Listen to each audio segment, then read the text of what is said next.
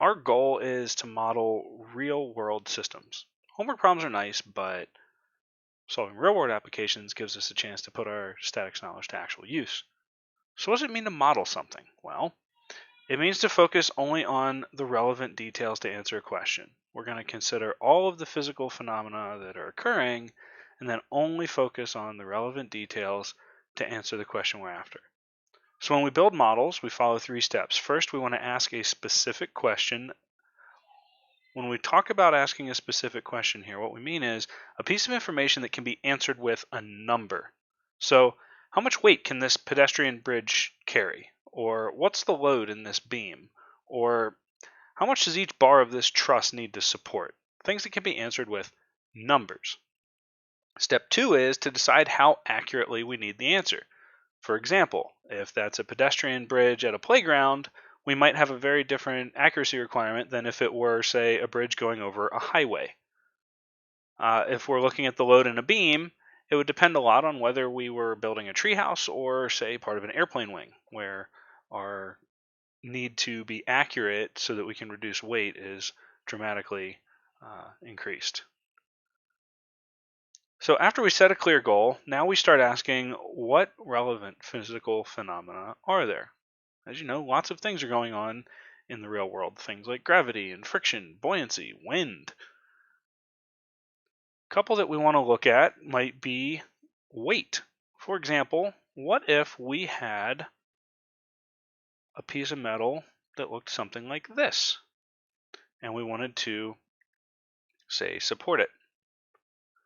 Well, this thing isn't uniform, it's not even anymore. And so we've got a couple of new questions to ask, like how much does it weigh? And where exactly would we put that weight in terms of needing to do things like some moments?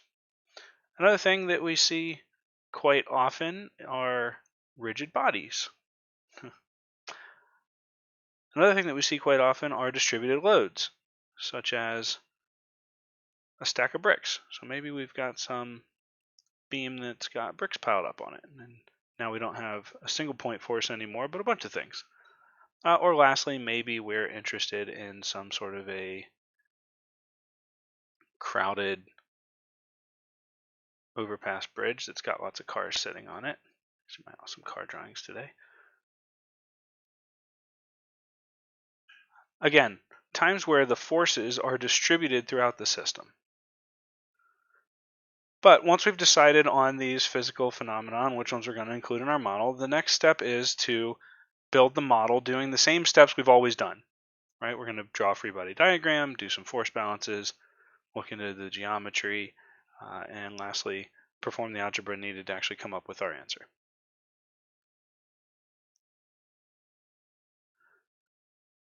The thing that's interesting here, that's what I get for pre-writing slides. This should say rigid bodies. They're more than just fictitious idealizations. And we already looked at this, right? A water glass sitting on a table could be treated as a particle. But if we put it on an angle, now we've got this friction question, right? If you put it on a steep enough angle, the fact that the center of gravity of the water in the glass is now out of line with the normal force means there's a moment. And so the question is this going to tip over or is it going to slide? Which one's going to happen first?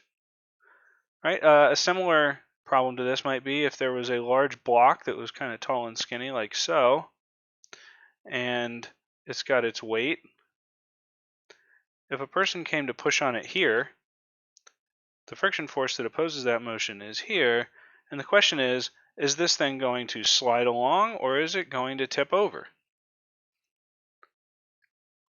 So in general, we can model systems as real world systems as rigid bodies anytime we care about moments.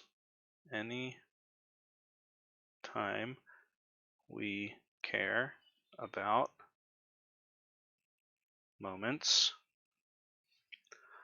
But we can also ignore deformation. Right? A rigid body is still an idealization. It does not bend, twist, stretch, etc. And if those effects were important, we'd have to go to deforms or mechanics of solids, which is out of scope for this class.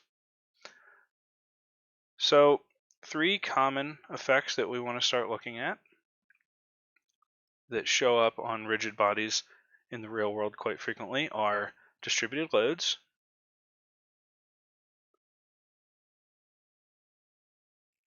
weight, and friction. So drew one already, but I'll draw you another one here real quick. A distributed load is any collection of forces that can be thought of as a continuously varying load rather than point sources. You think of it as lots of little forces or some continuum, but the point is distributed load is no longer a single point force, and so solving the problem gets a little bit modified. Next, we look at weight. Every object has a weight, but depending on its shape and the way it's oriented, that weight acts through a different location called the center of gravity. And we need to figure out how much this thing weighs and then where its weight acts if we hope to find things like, say, the support reactions that are needed to hold it in place. Lastly, friction in rigid bodies adds a new element of interest, which is that the friction force can cause moments. So for example, we could have a ladder or a bar or something leaning against a wall, and its weight acts through its center. There's going to be 2 normal forces though, right? Here we have a normal force we could call Fn1. Here we have a normal force called Fn2. And at both of these interfaces, there's a friction force that stops this from sliding, we hope, F mu2 and F mu1. And as you can see, these things don't all act through the same point, and so in order to solve this, we're probably going to have to do some moments. But apart from that, it's pretty much the same solution strategy as what we've been looking at before. We're going to draw a free body diagram, do force balances, geometry, and then algebra to find the unknowns. The thing that gets added now that we're looking at rigid bodies is that in addition to the force balances, we're probably going to need to do a moment balance. But otherwise, we'll follow these same steps and use that as a tactic to avoid getting stuck.